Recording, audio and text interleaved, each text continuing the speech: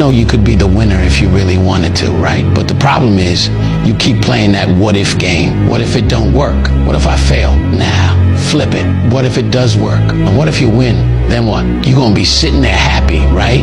You say you wanna win, but then you're scared to lose. What sense does that even make? Look, you can't talk about wanting to win and then be scared of the risk. That's not how this works. If you lock in, keep your head down and stay focused on the vision, how could you not win? The only thing that's gonna make you lose is your own mindset, and that's all on you. Your biggest enemy ain't out there, it's in your head. So if you wanna win, you gotta get out of your own way. And here's the truth. Every time you doubt yourself, you're slowing down your own progress. You either believe in yourself or you don't.